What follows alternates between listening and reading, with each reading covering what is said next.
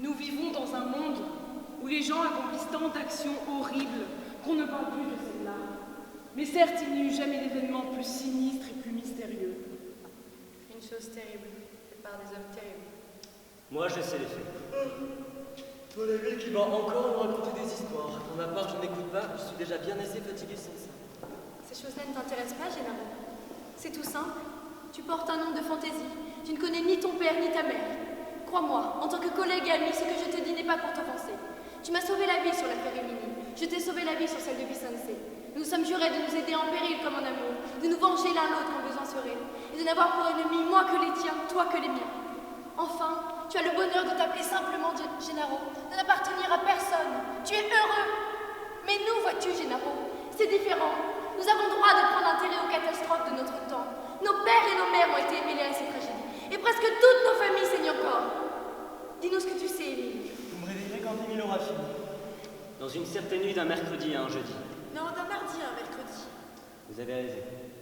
Cette nuit donc, un batelier qui s'était couché dans son bateau le long du bord pour garder ses marchandises vit quelque chose d'effrayant. Il était environ 5 heures du matin. Le batelier vit venir dans l'obscurité 2 hommes qui avaient appelé les salles de l'âme comme inquiets. Après que l'on parlait des autres, enfin 3, en tout 7. Un était en voiture. Et ces hommes se sont approchés du bord. Celui qui était en voiture s'est approché. Et là, on vit distinctement dans le père de la voiture des jambes, des têtes et un bras de l'autre. Le cadavre. Pendant que leurs camarades étaient les hommes de rue, deux de ceux qui étaient à pied prirent le corps mort, le balancèrent 2 ou 3 fois avec force et le lancèrent à l'eau. Au moment où le cadavre frappe à l'eau, celui qui était en voiture dit « Partons maintenant ». Voilà ce que vit le batelier. Lugubre aventure. Était-ce quelqu'un de considérable que ces hommes jetaient ainsi à l'eau? Cette scène me fait un effet étrange. L'assassin au volant et le mort dans le coffre. Dans cette voiture, il y avait 2 frères. Le chauffeur, c'était César Borgia. Le cadavre, c'était Jean Borgia. Famille de démons que c'est Borgia. Mais dites, Émile, pourquoi le frère tuait-il ainsi le frère? Je ne vous le dirai pas. La cause du meurtre est tellement abominable que ça aura un effet mortel d'en parler seulement. Je vous le dirai, moi. César a tué Jean parce que les 2 frères aimaient la même femme. Qui était cette femme? Leur sœur. Ne prononcez pas le nom de cette femme monstrueuse. Il n'est pas une de nos familles à laquelle elle ait fait quelques plaies profondes. N'est-il pas un enfant aussi mêlé à tout cela? Oui, un enfant, dont je n'aimerais que le père, qui était Jean Borgia. Il serait un homme maintenant. Il a disparu. Est-ce César Borgia qui l'a soustrait à la mère? Est-ce la mère qui a réussi à le soustraire à César Borgia? On ne sait. Si c'est la mère qui cache son fils, elle fait bien. Depuis que César Borgia, directeur commercial, est devenu PDG de Borgia Entreprise. Il a fait mourir, comme vous le savez, sans compter son frère Jean, ses 2 neveux, les fils de Guy Borgia, et son cousin François Borgia. Cet homme a la rage de tuer ses parents. Il va être le seul Borgia à y avoir tout. La sœur que vous ne voulez pas nommer, Émile, ne fit-elle pas à la même époque une fuite secrète dans un couvent pour s'y renfermer, sans qu'on ne sût pourquoi? Si, je crois que c'était pour se séparer de son 2e mari. Dans quel temps sommes-nous? Et connaissez-vous une créature humaine qui soit encore capable de vivre quelques lendemains dans cette entreprise avec tous les coups bas, les cracks et les Borgia qu'il y a? Ah ça, je crois que tout autant que nous sommes, nous devons nous intéresser de près à l'avenir boursier de Borgia Entreprise. Mais dis-moi, le capitaine Gennaro sera-t-il le nôtre? Oui, sans doute, on ne se sépare jamais. J'ai une observation importante à vous soumettre, c'est qu'on boit le vin d'Espagne sans nous. En effet. Alors rentrons. Gennaro. Gennaro. C'est qu'il s'est réellement endormi pendant ton histoire, Émile. Qu'il dorme.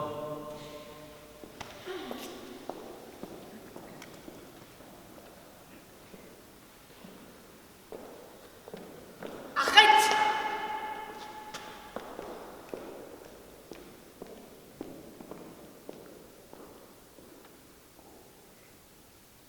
Il dort. Cette fête l'aura sans doute fatigué. Qu'il est beau. Juliette, tu es là. Vous êtes ici, Madame Lagarde. Nous ne devons pas avoir l'air de nous connaître. Ce sont vos ordres. Vous n'êtes pas ici chez vous. C'est juste, Juliette, mais il n'y a personne ici à part ce jeune homme qui dort. Nous pouvons parler. J'ai encore un conseil à vous donner. C'est de ne pas vous démasquer, on pourrait vous reconnaître.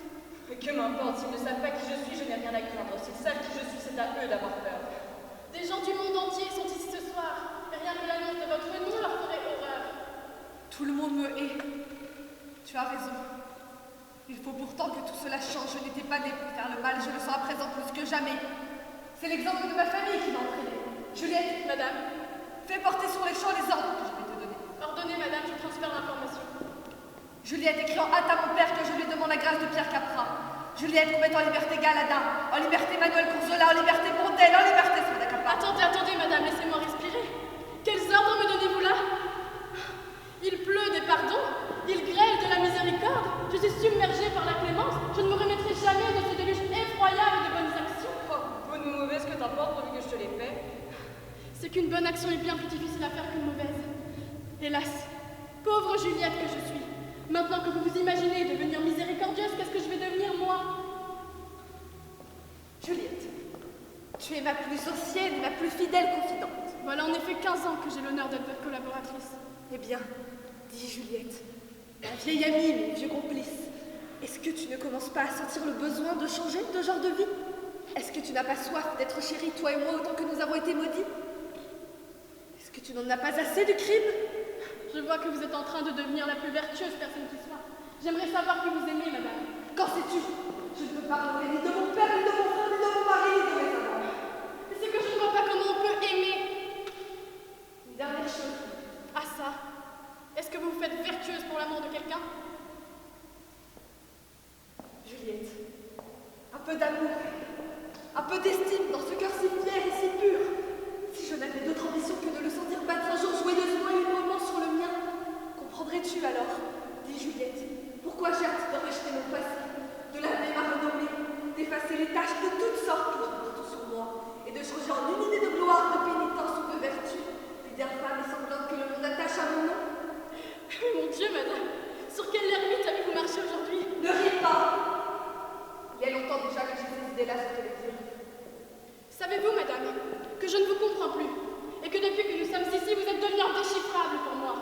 Vous avez métamorphosé votre nom, vous avez métamorphosé votre habit, à présent vous métamorphosez votre âme. En honneur, c'est poussé furieusement loin le déguisement. Je m'y perds. Quelle est la cause de cette conduite de votre part?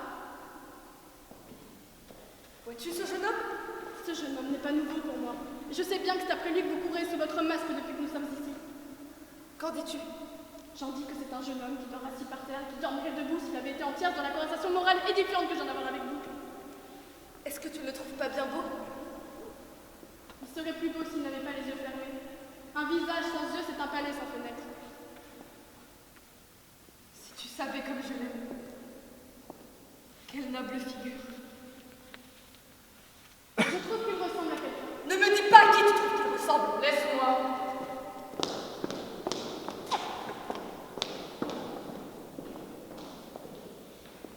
Oh mon Dieu.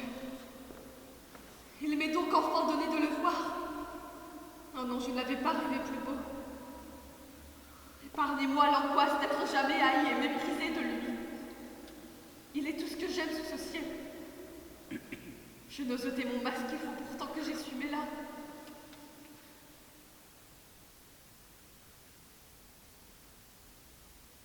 Faites qu'il y ait autant de bonheur pour lui qu'il y ait eu de malheur pour moi.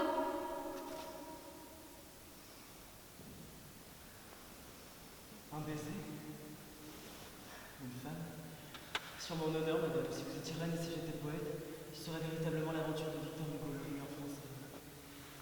Mais j'ignore qui vous êtes, mais moi, je n'ai pas l'air d'être votre homme. Laissez-moi, Gennaro. Va, madame. Voici quelqu'un. Alors, la touche de lui. Cet endroit est obscur et désert. Je puis me démasquer ici.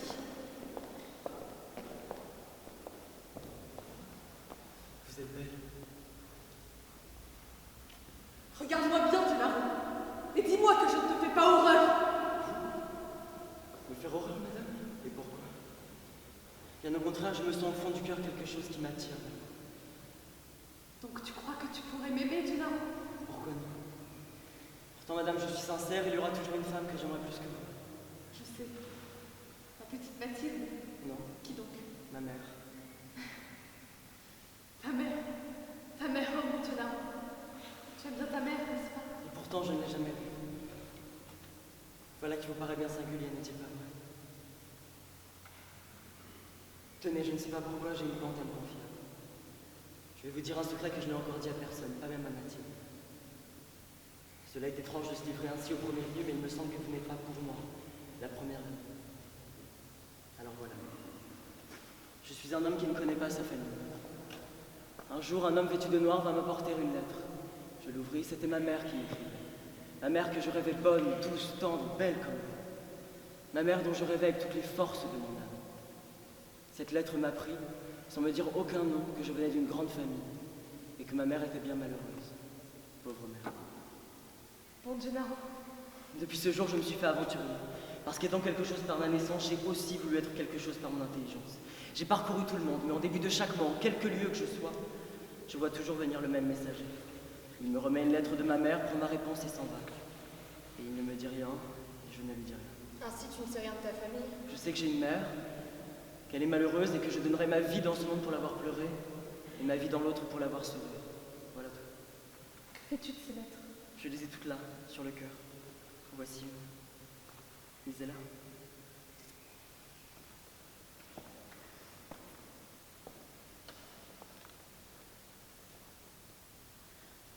Ne cherche pas à me connaître, mon Gennaro, avant le jour que je te marquerai. Je suis bien à plaindre, va. Je suis entourée de parents sans pitié qui te tueraient comme ils ont tué ton père. Le secret de ta naissance, mon enfant, je veux être la seule à le savoir. Si tu le savais, toi, cela est à la fois si triste et si illustre que tu ne pourrais pas t'en taire. La jeunesse est confiante. Tu ne connais pas les périls qui t'environnent comme je les connais. Qui sait, tu parlerais ou tu te laisserais deviner, mais tu ne vivrais pas de jour. Oh non. Contente-toi de savoir que tu as une mère qui t'adore et qui veille nuit et jour sur ta vie. Mon Gennaro, mon fils, tu es tout ce que j'aime sous ce ciel. Mon cœur se fond quand je songe à toi. Comme vous lisez cela, Théodore, je ne croirais pas que vous lisez, mais que vous parlez. Pleurer. Vous êtes bonne, madame, et je vous aime de pleurer de ce qu'écrit ma mère.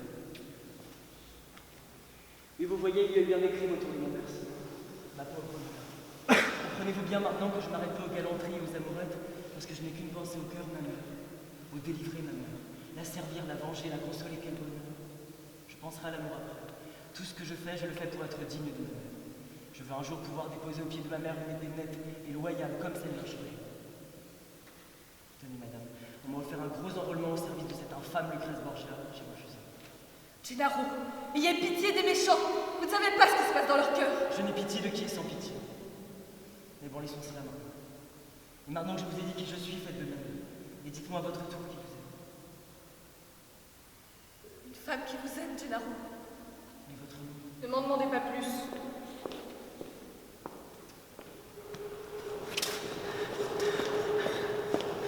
Gennaro, veux-tu savoir quelle est la femme à qui tu parles d'amour? Juste au ciel! Vous êtes tous mes amis.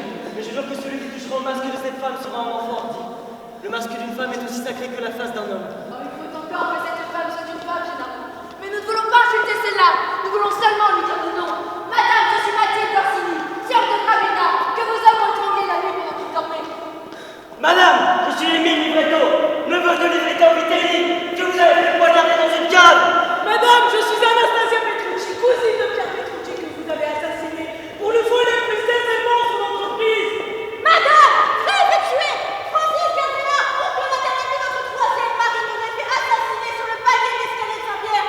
Je suis Apolline Cardella, cousine de Marie.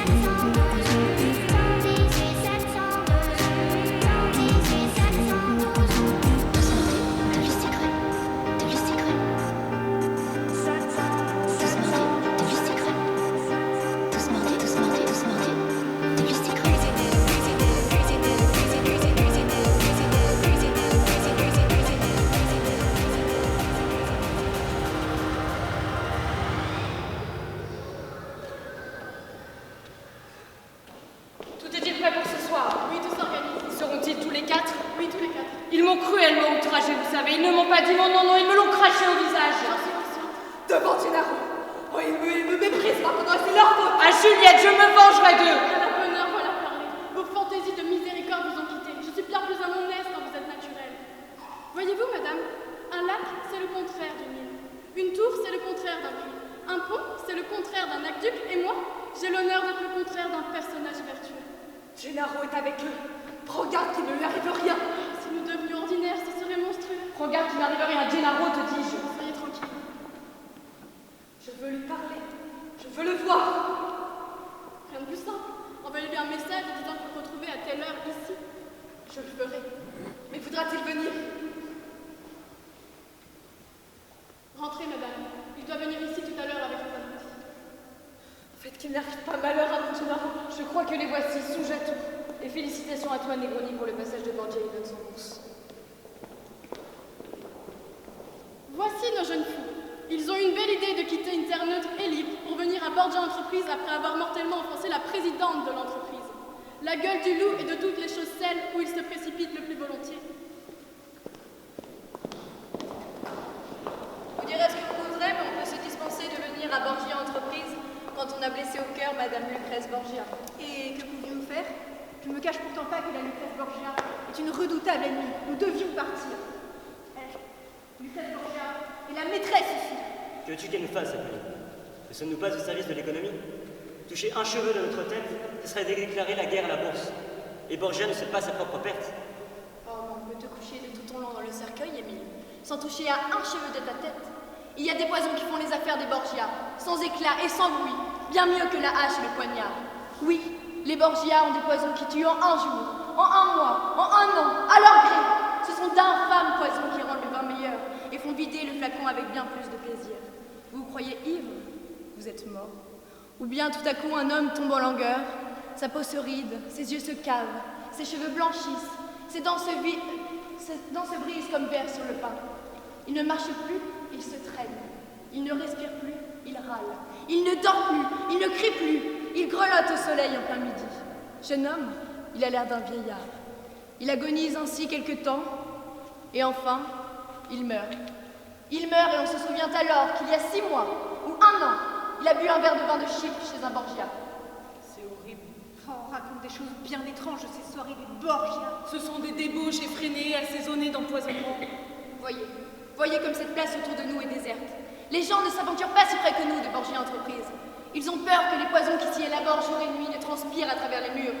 Notre service est à peu près fini. Nous sommes une 50aine de traders sur le coup. Notre disparition ne s'apercevrait pas dans le monde. Et je crois que nous ferions mieux de partir. Aujourd'hui même. Il sera temps demain. Je suis invité ce soir chez Mademoiselle Negroni, dont je suis fort éperdument amoureux. Et je ne voudrais pas avoir l'air de fuir la seule jolie femme de cette entreprise. Tu es invité à dîner ce soir chez Mademoiselle Negroni? Oui. Eh bien, moi aussi. Et moi aussi. Et moi aussi. Mais vous allez encore me trouver bien timide, Émile. Mais si vous m'en croyez, nous n'irons pas à ce dîner ce soir. Mademoiselle Negroni dirige une filiale de Borgia Entreprise. Vous êtes folle, Mathilde. La Negroni est une femme charmante. Je vous dis que j'en suis amoureux. Vous êtes libre de ne pas venir, Mathilde. J'irai si vous y allez, Émile. C'est Jupiter, alors. Et toi, Gennaro, seras-tu les nôtres ce soir? Est-ce que la Negroni ne t'a pas invité? Non, madame m'aura trouvé trop médiocre. Bon, tu iras à quelques rendez-vous d'amour, n'est-ce pas? D'ailleurs, raconte-moi donc un peu ce que te disait la Lucrèce l'autre soir. Il paraît qu'elle est folle de toi. La liberté du bal est une bonne fortune pour elle. Les femmes ne déguisent leur personne que pour déshabiller plus hardiment leur âme. Visage masqué, cœur à nu. Ah, et tu es venu précisément te loger en face de son balcon, Gennaro. Ah, Gennaro.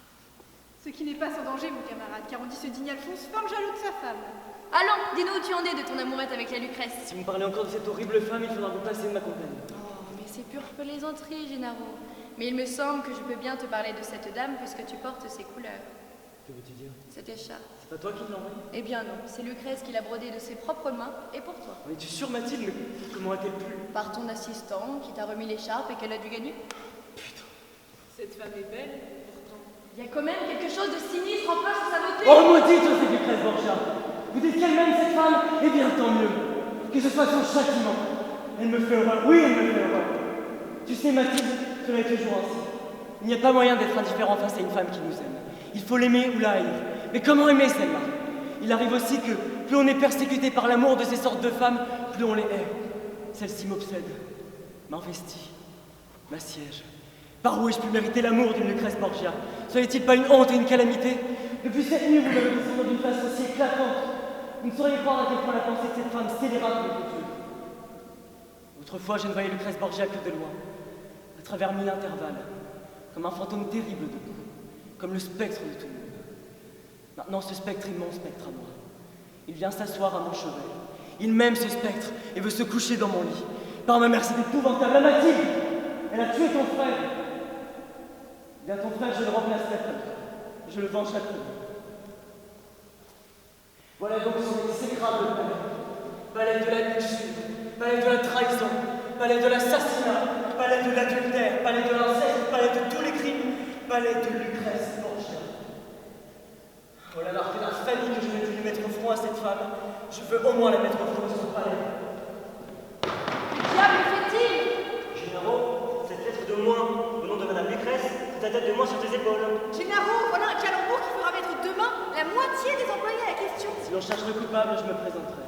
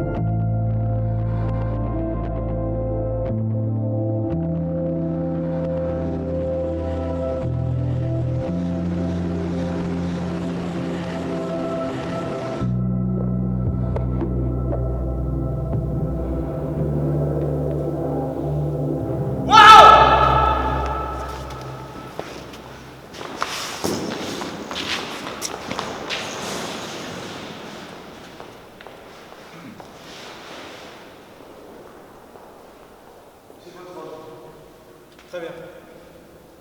Tu verras sur un plateau de cristal un flacon d'or et un flacon d'argent avec 2 coupes en émail. Dans le flacon d'argent, il y a de l'eau pure. Dans le flacon d'or, il y a du vin préparé. Tu apporteras le plateau sans rien y déranger dans le cabinet. Et si tu n'as jamais entendu des gens dont des dents claquaient de terreur parler de ce fameux poison des Borgia qui, en poudre, est blanc et scintillant comme de la poussière de marbre, et qui, mêlés au vin, change du vin de Romorantin en vin de Syracuse, tu te garderas de toucher au flacon d'or. Ceci est indigne, ceci est odieux, ceci est infâme. Quelqu'un de votre entreprise, savez-vous cela, Alphonse, a mutilé le nom de votre femme gravé sur la façade. La chose s'est faite en plein jour, publiquement, par qui je l'ignore, mais c'est bien injurieux et bien téméraire. On a fait de mon nom un écriteau d'ignominie. Est-ce que vous vous imaginez, Alphonse, que je m'accommode de cela et que je n'aimerais pas mieux mourir en une fois d'un coup de poignard qu'en 1000 fois de la piqûre envenimée du sarcasme? On me traite étrangement et cela ne vous fait rien. Ceci commence à me lasser, je vous trouve l'air trop gracieux et trop tranquille pendant qu'on traîne dans les ruisseaux la renommée de votre femme, déchiquetée à belles dents par l'injure et la calomnie. Il me faut une réparation éclatante de ceci, je vous en préviens. Préparez-vous à faire justice. Chaque jour, ce sont de nouvelles injures, et jamais je ne vous en vois ému. Est-ce que la boue dont on me couvre ne vous éclabousse pas, cher Alphonse? Je veux vous voir une fois dans votre vie vous fâcher à mon sujet. Vous êtes amoureux de moi, soyez-le donc de ma gloire. Vous êtes jaloux, soyez-le de ma renommée. Si j'ai fait de vous le plus puissant, ce n'est pas une raison, monsieur, pour que vous laissiez tout le monde me railler, me publier et m'insulter. Or, je vous le déclare, monsieur, je veux que le crime d'aujourd'hui soit recherché et puni, ou je m'en plaindrai. Et Voyez maintenant si cela vaut la peine de vous lever de votre fauteuil. Le crime dont vous vous plaignez m'est connu. Comment? Le crime vous est connu et le criminel n'est pas découvert. Le criminel est découvert. S'il est découvert, comment se fait-il qu'il ne soit pas arrêté? Il est arrêté. Sur mon âme, s'il est arrêté, d'où vient-il qu'il n'est pas encore puni? Il va l'être. J'ai d'abord voulu avoir votre avis sur le châtiment. Et vous avez bien fait. Où est-il? Ici? Il est ici. Je veux le voir. C'est facile. Baptiste? Encore un mois avant que le coupable soit introduit. Quel que soit cet homme, donnez-moi votre parole qu'il ne sortira pas d'ici vivant. Je vous la donne. Je vous la donne. C'est bien. Amenez-le maintenant que je l'interroge moi-même. Faites entrer le prisonnier. Gennaro! Est-ce que vous connaissez cet homme? C'est Gennaro. Quelle fatalité! Monsieur, je suis un simple trader et je vous parle avec le respect qui convient. Me plaît. Monsieur, notre nom, Borgia, était insolemment dégradé aux portes de notre entreprise. Nous cherchons le coupable. Il y a méprise. Ce n'est pas ce jeune homme. D'où le savez-vous? J'en suis sûre, il vient d'arriver dans Qu'est-ce que cela prouve? Le fait a eu lieu ce matin et je sais qu'il a passé la matinée chez une nommée Mathilde. Non, madame. Vous voyez bien que vous êtes mal renseigné. Laissez-moi l'interroger. Monsieur, êtes-vous celui qui a commis cet acte? Alphonse, ceux qui m'ont élevé, ceux qui m'ont rendu fort et hardi, ont enseigné cette maxime, avec laquelle on peut risquer souvent sa vie, jamais son bonheur. Fais ce que tu dis ce que tu fais. Alphonse, je suis l'homme que vous cherchez. Vous avez ma parole, madame. J'ai 2 mots à vous dire en privé.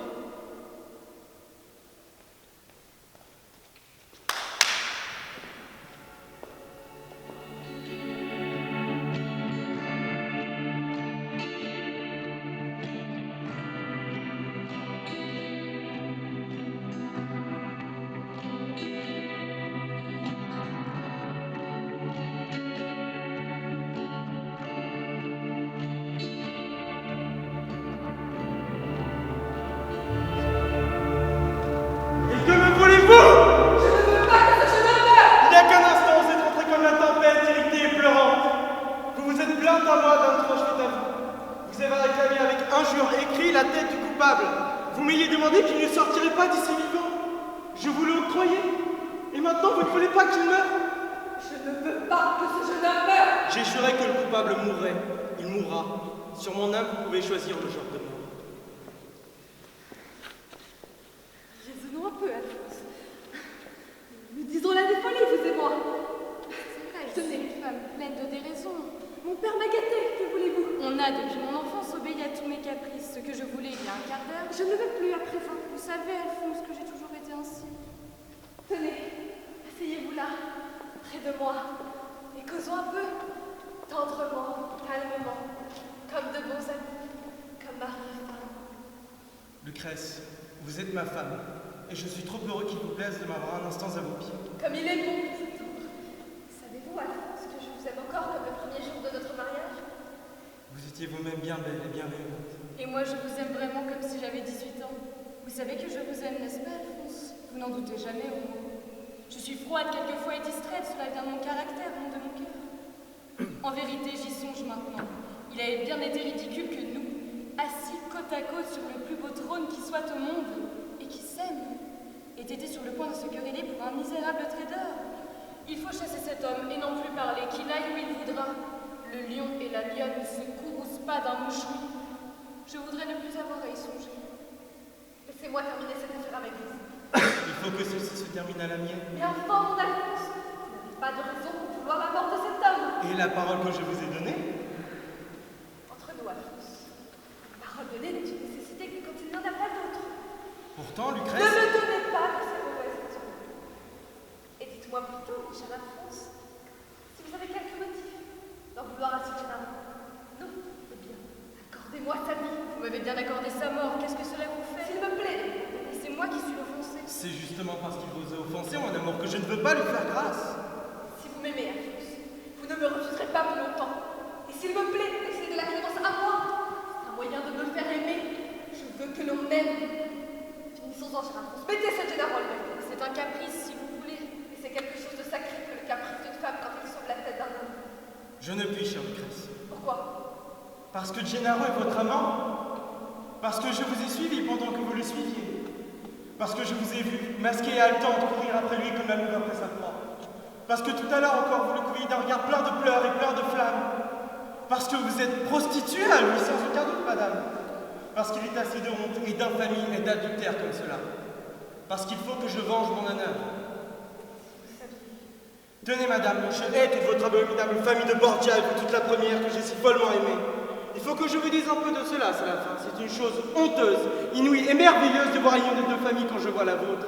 J'ai horreur de votre frère César, qui a des taches de sang naturelles au visage. De votre frère César qui a tué votre frère Jean.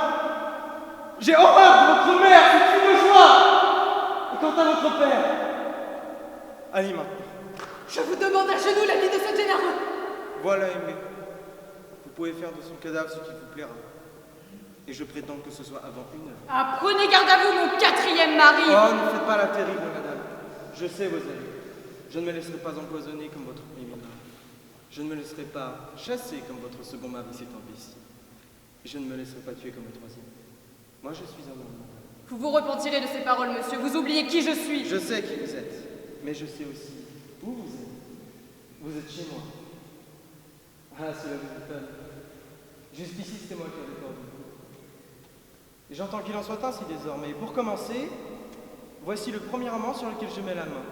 Il mourra. Raisonnons un peu, Alphonse. Si cet homme est celui qui a commis envers moi le crime de lèse-majesté, il ne peut être en même temps mon amant. Je veux que cet homme meure. Il ne peut échapper. Vous n'empêcherez rien, madame. Je vous ai laissé le choix du genre de mort. Décidez-vous. Vous ne répondez pas? Je vais l'empoisonner moi-même. Aimez-vous mieux lui verser vous-même un verre de vin de Syracuse? Non. Il faut qu'il meure. Par votre main. Peu m'importe, choisissez-vous. L'autre chose. Ayez soin de ne pas vous tromper et de lui verser du flacon d'or que vous savez. Je serai là d'ailleurs. Ne vous figurez pas que je vais vous quitter. Je ferai ce que vous voulez. Baptiste, ramenez-le. Vous êtes un homme affreux. Mais qu'est-ce que j'entends dire? Que ce que vous avez fait ce matin, vous l'avez fait par étourderie et bravade, et sans intention méchante. Que madame vous pardonne. Par ma mère, s'il en est ainsi, vous pouvez retourner sain et sauf à vos occupations. Je ne m'attendais pas, je l'avoue, à ce dénouement, mais je vous remercie. Un CDI chez Borgia Entreprise, ça vous irait? Volontiers, monsieur. Mais alors vous boirez avec moi, suivant le vieil usage de nos ancêtres, et comme bons amis que nous sommes, un verre de mon vin de Syracuse. Volontiers, monsieur. Et, pour vous faire honneur, je veux que ce soit madame elle-même qui vous le fasse. Si vous savez ce que vous faites en ce moment. Je suis confus de votre gentillesse, monsieur. Madame, versez à boire. Quel âge avez-vous? 30 ans. Le flacon d'or. Ah, ça, vous devez être amoureux. Qui est-ce qui n'est pas? Madame, que c'eût été une cruauté que d'enlever cet homme à la vie, à l'amour, au soleil, à la beauté de son âge, aux fêtes, au bal masqué. Versez donc à boire au capitaine. Je vous remercie de me laisser vivre pour ma pauvre mère.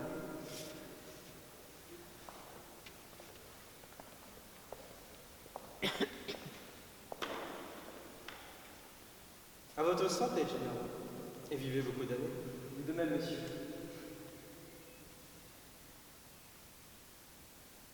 C'est fait. Sur ce, je vous quitte. Remerciez-moi, madame. Je vous laisse en tête à tête avec vous. Vous devez avoir des adieux à lui faire. Vivez avec lui, si bon vous semble. Son dernier quart d'heure. Vous êtes empoisonné. Désolé, madame. Oui, empoisonné. J'aurais dû m'en douter, le vin étant versé par vous. Oh, ne m'accablez pas, Dieu. Il ne me donne pas le peu de force qu'il me reste dont j'ai encore besoin pour quelques instants. Mon mari est jaloux de vous. Il vous croit mon amant. Il ne m'a laissé d'autre alternative que de vous verser moi-même le poison.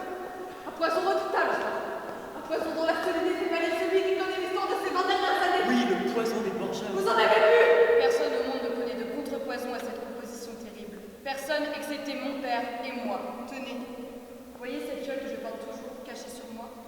Cette fiole qui est là, c'est la vie, c'est la santé, c'est le salut. Nous sommes tous sous vos lèvres, vous êtes sauvés. Madame, qui est-ce qui me dit que ce n'est pas cela qui est du poison? Oh mon Dieu. Ne vous appelez-vous donc pas Lucrèce Borgia? femme que je suis. Écoutez, madame, vous avez quelques sinistres dessins sur moi, cela est visible. Vous devez savoir qui je suis. Tenez, dans ce moment précis, cela se lit sur votre visage, que vous le savez. Et il est aisé de voir que vous avez quelque insurmontable raison pour ne me le dire jamais. Votre famille doit connaître la mienne. Et qui sait, à cette heure, ce ne serait peut-être pas de moi que vous vengeriez en m'empoisonnant, mais qui sait, de ma mère. Gennaro, cette femme-là, vous la voyez peut-être autrement qu'elle l'est. Que diriez-vous si ce n'était qu'une femme criminelle comme moi? Ne la calomniez pas. Oh non, ma mère n'est pas une femme comme vous, madame Lucrèce. Je la sens dans mon cœur et je la rêve dans mon âme telle qu'elle est. S'il y a sous ce ciel une femme innocente, une femme sainte, une femme vertueuse, c'est ma mère. Oh, elle est ainsi et pas autrement. Vous la connaissez sans doute, madame Lucrèce, et vous ne me démentirez pas. Gennaro, cette femme-là, cette mère-là, je ne la connais pas. Devant qui est-ce que je parle ainsi? Qu'est-ce que cela peut vous faire à vous, Lucrèce Borgia, les joies ou les douleurs d'une mère? Vous n'avez jamais eu d'enfant à ce qu'on dit, et vous êtes bien heureuse. Car vos enfants, si vous en aviez eu, savez-vous bien qu'ils vous renieraient, madame? Quel malheureux assez abandonné du ciel voudrait une pareille mère? Être le fils de Lucrèce Borgia, dire ma mère à Lucrèce Borgia. Gennaro, vous êtes empoisonné. Mon mari qui vous croit mort peut revenir à tout moment. Je ne devrais songer qu'à votre évasion, mais vous me dites des choses si terribles que je ne puis faire autrement que de rester là, pétrifiée à les entendre. Madame, Voyons, en finir, accablez-moi, écrasez-moi si vous voulez plus. Mais vous êtes empoisonné, buvez ceci sur le que champ. dois-je croire, madame? Votre mari est loyal et il m'offre un emploi. Vous, je vous ai offensé. Vous avez à vous venger de moi. Me venger de toi, Gennaro. Il faudrait donner toute ma vie pour ajouter une heure à la tienne. Il faudrait répandre tout mon sang pour t'empêcher de verser là. Que je ne murmurerai pas, que je n'hésiterai pas, que je serai heureuse, Gennaro. Tu ne sauras jamais rien de mon pauvre misérable cœur, sinon qu'il est plein de toi. Écoute, le temps presse, le poison marche, tout à l'heure tu le sentirais, vois-tu. La vie ouvre en ce moment deux espaces obscurs devant toi, mais l'un moins 2 minutes que l'autre l'a année. Il faut te déterminer. Le choix est terrible. Et quelque compassion de toi et de moi, Gennaro, vois vite. Allons, c'est bien. S'il y a un crime en tout ceci, qu'il retombe sur votre tête. Après tout, que vous disiez vrai ou non, ma vie ne vaut pas la peine d'être autant disputée. Sauvez, maintenant fuis. Alphonse te croit, moi, elle sera aisée de me cacher ta fuite. Attends. Garde cette fiole et porte-la toujours sur toi. Dans des temps comme ceux où nous vivons, Le poison est de tous les repas. Toi surtout, tu y es exposé. Maintenant, pars. Descends par cet escalier. Il donne dans les bureaux de Negroni. Il te sera aisé de t'évader par là. N'attends pas jusqu'à demain matin. N'attends pas 1 heure. Attends. J'ai une dernière chose à te dire, mon Gennaro. Parlez, madame. Je te dis adieu en ce moment pour ne plus te revoir jamais. Il ne faut plus songer à me retrouver quelquefois sur mon chemin. C'était le seul bonheur que je sauve. Et ce serait risquer ta tête. Nous voilà donc séparés dans cette vie. Je ne suis que trop sûre que nous serons aussi séparés dans l'autre, Gennaro. N'as-tu pas quelques douces paroles à me dire avant de me quitter ainsi pour l'éternité? Madame, Je viens de te sauver la vie, enfin. vous me le dites. Tout ceci est plein de ténèbres. Je ne sais que penser. Tenez, madame, je puis tout vous pardonner, une chose exceptée. Laquelle? Jurez-moi par tout ce qui vous est cher, par ma propre tête puisque vous m'aimez. Jurez-moi que tous vos crimes ne sont en rien dans les malheurs de ma mère. Toutes les paroles sont sérieuses avec vous, Gennaro. Je ne puis vous jurer cela. Oh, ma mère. Ma mère, la voilà donc l'épouvantable femme qui a fait ton malheur. Gennaro! Vous l'avez avoué, madame. Adieu. Soyez maudite. Et toi, Gennaro, sois béni!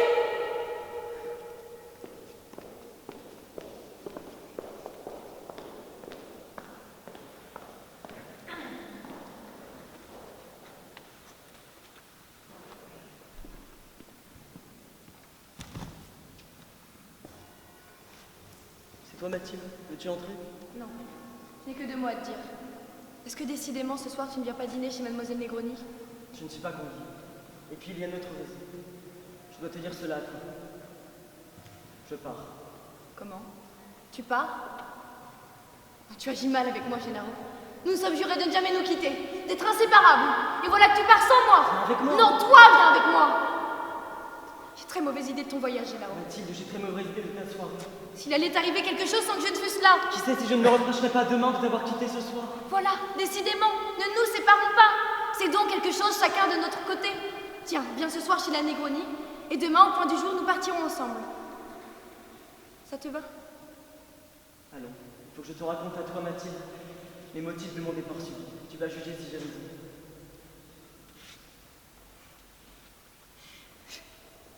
Veux-tu que je te dise, Gennaro? Tu es dupe. Il n'y a dans toute cette affaire ni poison ni contrepoison, pure comédie. La Lucrèce est folle de toi, elle a voulu te faire croire qu'elle te sauvait la vie en te faisant doucement glisser de la reconnaissance à l'amour.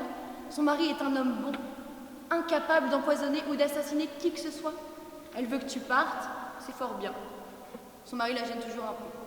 Quant à la soirée de la Negroni, elle sera délicieuse et tu y viendras. Que diable, il faut cependant raisonner un peu et ne rien s'exagérer. Tu sais que je suis prudente, moi, et de bons conseils.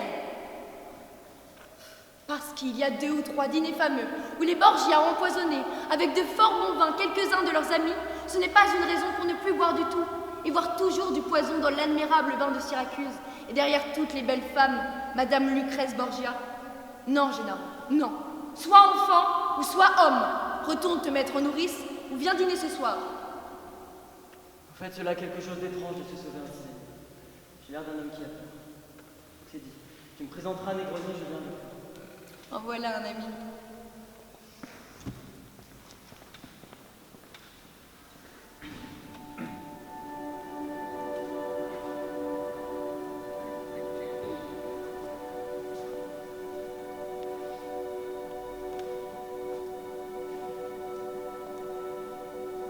Demain, dès l'aube, à l'heure où blanchit la campagne, je partirai. Vois-tu, je sais que tu m'attends. J'irai par la forêt, j'irai par la montagne. Je ne puis demeurer loin de toi plus longtemps. Je marcherai, les yeux fixés sur mes pensées, sans rien voir au dehors, sans entendre aucun bruit. Seul, inconnu, le dos courbé, les mains croisées, triste, et le jour pour moi sera comme la nuit. Je ne regarderai ni l'or du soir qui tombe, ni les voiles au loin descendant vers Harfleur. Et quand j'arriverai, je mettrai sur ta tombe un bouquet de houverts et de bruyères aux fleurs.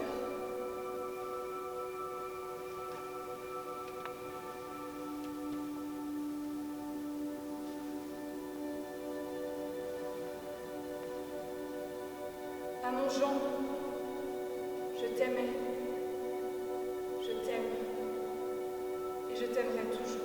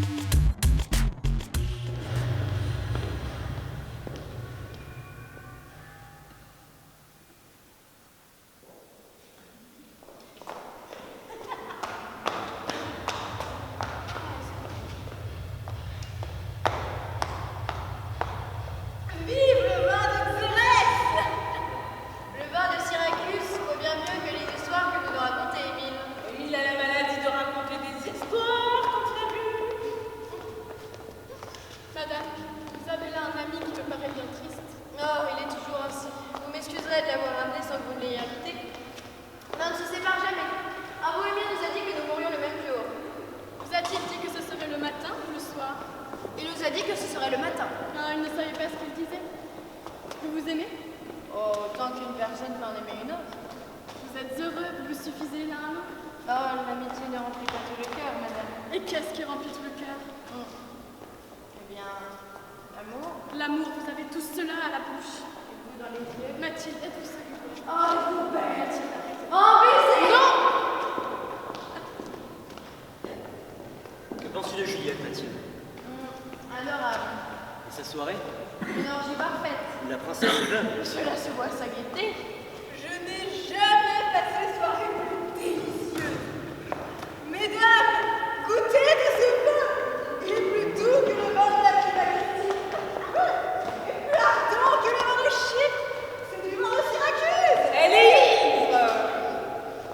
Vous m'insultez, je crois. Oh non, je ne vous insulte pas. Je dis que vous ne tenez pas l'alcool. Oh, vos oreilles, je vous les clouerai sur les talons. Oh, vous êtes absurde. A-t-on jamais vu lourdeau pareil?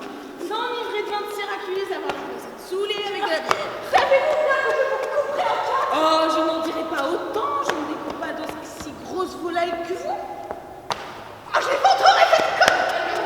Ah, Toutou, Apolline. Je te retrouverai demain, tant qu'il vous plaira, imbécile, se fâcher à propos de mots. Oh, faites la paix. On ferait galamment la gorge demain matin. Bonne idée, en effet. Gennaro, voilà la première parole que tu dis depuis le commencement de la soirée.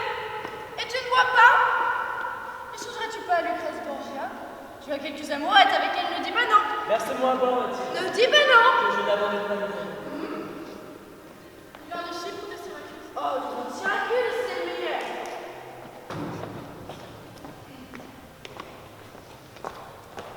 Buvons. À ta santé, Gennaro. Et puisses-tu bientôt retrouver ta mère? Quel t'entends? Je vais vous chanter une chanson. Ah ouais? Attention. La chanson! Une chanson! Une chanson! Une chanson! Une chanson!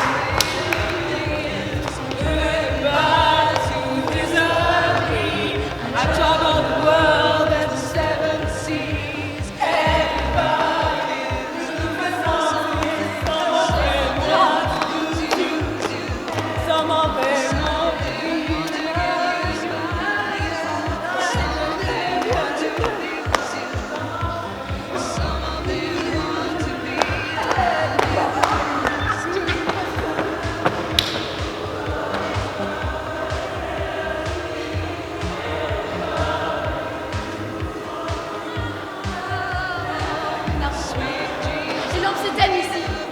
Voici tout à l'heure de l'obscurité.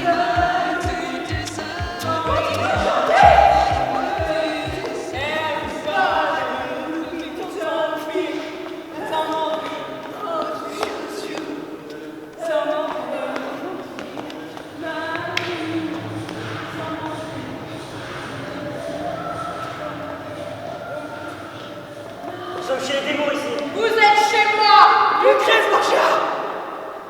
Il y a quelques jours, tous, les mêmes qui êtes ici, vous disiez ce nom avec triomphe. Vous le dites aujourd'hui avec épouvante. Oui, vous pouvez me regarder avec vos yeux fixes de terreur, c'est bien moi. Je suis venue vous annoncer une nouvelle, c'est que vous êtes tous empoisonnés et qu'il n'y en a pas un d'entre vous à qui il reste une heure à vivre. Ne bougez pas. À mon tour maintenant, à moi de parler haut et de vous écraser la tête du talon. Émile Libretto, va rejoindre ton oncle que j'ai fait poignarder. Anastasia Petrucci, va retrouver ton cousin que j'ai assassiné pour lui voler son entreprise. Mathilde Orsini, va parler de moi dans l'autre monde à ton frère que j'ai fait étrangler dans son sommeil. Apolline Gazella, j'ai fait décapiter ton père. Je fais égorger ton cousin, dis-tu. Va les rejoindre. Vous m'avez donné l'humiliation, je vous rends la mort, fête pour fête. Ah, mes jeunes amis, vous ne vous attendiez pas à cela? Il me semble que je me venge, qu'en dites-vous? Qu'en pensez-vous? Ah, jeunes gens, vous arrachez les entrailles à une malheureuse femme, et vous pensez qu'elle ne se vengera pas? Il me semble que vous oubliez quelqu'un, madame. Gennaro!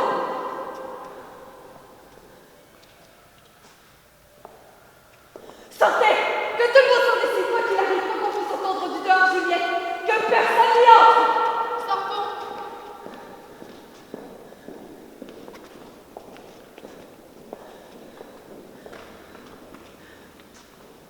Encore vous, Gennaro.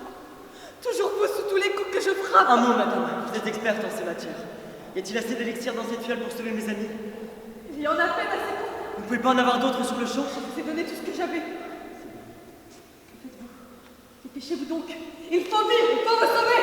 C'est-à-dire que vous allez mourir, madame. Comment?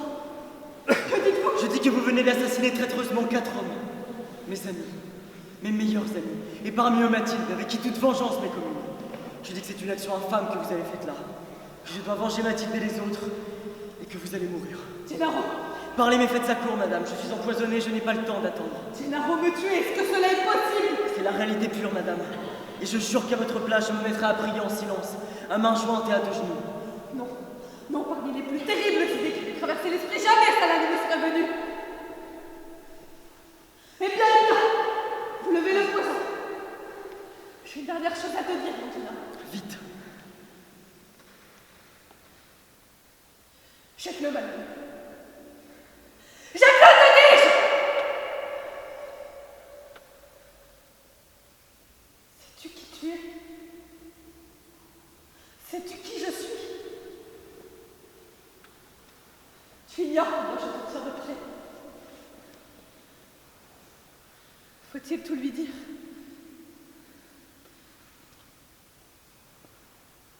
Le même sang coule dans nos veines, Gennaro. Tu as eu pour père Jean Borgia. Votre frère? Alors vous êtes ma tante? Oh, c'est ma mère, cette infortunée que tous les Borgia ont rendu si malheureux. Vous êtes ma tante? Je suis un Borgia? Oh, cela me rend fou. Écoutez, madame, vous avez vécu longtemps, et vous êtes si couverte d'attentats que vous devez en être devenue odieuse et abominable à vous-même. Vous êtes fatiguée de vivre sans nul doute, n'est-ce pas? Eh bien, il faut en finir. Dans les familles comme les nôtres, le crime est héréditaire et se transmet de père en fils comme le nom. Il arrive souvent que cette fatalité se clôt par un meurtre. D'ordinaire, un meurtre de famille. Dernier crime qui lave tous les autres. Tu es innocent encore. Ne commets pas ce crime. Un crime? Oh, ma tête s'égare et se bouleverse. Ça, un crime? Eh bien, quand je commettrai un crime, moi, je suis un Borgia, moi. Un genou, maintenant, vous dites un genou. Est-ce ainsi que tu payes mon amour pour toi? Amour. Je veux te sauver de toi-même. Je vais appeler, je vais crier. Vous ne ferez pas un pas. Vous n'ouvrirez pas cette porte. Et quant à vos cris, ils ne peuvent vous sauver. Ne venez-vous pas d'ordonner tout à l'heure que personne n'entrera, quoi qu'on puisse entendre en dehors de ce qui va se passer ici? Tu es jeune, enfant, et la jeunesse est toujours trop sévère. Oh, si je dois mourir, je ne veux pas mourir de ta main. Cela n'est pas possible, faut-il que je meure de ta main. Et puis, mon heure n'est pas encore venue. C'est vrai, je suis une grande criminelle. Et c'est parce que je suis une grande criminelle qu'il faut me laisser le temps de me reconnaître. Il le faut absolument, entends-tu, Gennaro? Vous êtes ma tante. Vous êtes la sœur de mon frère, de la sœur de mon père. Qu'avez-vous fait de ma mère, Madame Lucrèce Borgia? Attends. Je ne puis tout te dire. Et puis, si je te disais tout, cela ne ferait peut-être que redoubler ton horreur et ton mépris pour moi. Écoute, tu me feras grâce de la vie, n'est-ce pas? Voyons. Si l'on te disait, cette pauvre malheureuse femme se fait raser la tête. Elle creuse sa fosse de ses mains. Elle fait tout cela, cette femme, pour que tu abaisses un jour sur sa tête un regard de miséricorde, pour que tu lui dises plus, comme tu viens de le faire avec cette voix plus sévère que le jugement dernier. Vous êtes Lucrèce Borgia. Si l'on te disait tout cela, Gennaro, aurais-tu le cœur de la repousser? Aie pitié de moi et de toi et de moi, Gennaro. Vivons tous les deux, toi pour me pardonner et moi pour me repentir. Et puis, cela ne sert à rien de traiter sans miséricorde une pauvre misérable femme qui ne demande qu'un peu de pitié. Un peu de pitié. Et puis, ce serait lâche ce que tu feras là, Gennaro. Ce sera un crime affreux d'assassinat dont tu ne voudras pas, tu ne voudras pas. Madame. Ah, je le vois, j'ai ma grâce. Laisse-moi pleurer à tes pieds. Qui m'appelle? C'est Mathilde. C'est dit.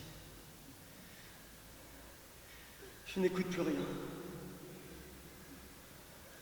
Vous l'entendez, madame?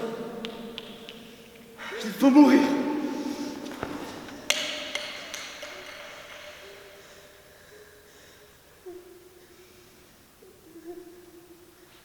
Tu m'as tué. Je suis ta mère.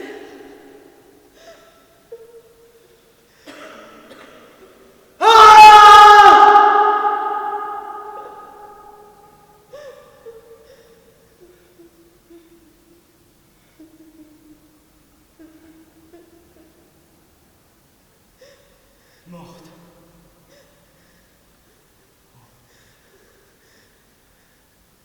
Je suis damné.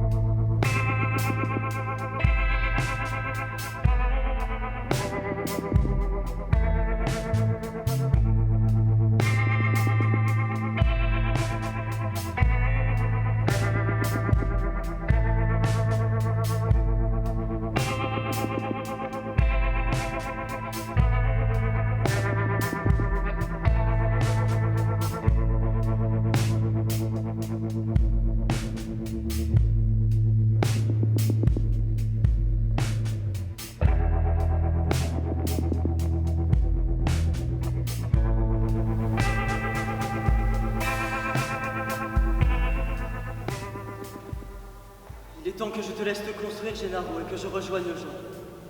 Tu auras des parts dans l'entreprise que tu voudras sûrement vendre pour me tuer symboliquement, et je te comprends. J'ai lutté toute ma vie avec ce double horrifiant. Elle a gagné une dernière fois. Tes amis doivent mourir. Tu es loin de tout ça maintenant. J'ai continué de respirer pour te voir évoluer, mais tu es grand aujourd'hui et je n'ai plus de souffle. Je porterai du rouge le soir de ce dernier crime pour montrer tout le sang qui a coulé en moi. C'est avec ce moi ensanglanté que je cohabite depuis 20 ans et qui donnera la grâce à tes amis car je n'en ai pas la force. Le dernier souvenir que tu auras de moi, c'est cette lettre que je t'écris et que tu liras après l'acte final de ma vie. Ne me hais pas. C'était donc vraiment toi. Je ne te hais pas. Je ne t'aime plus.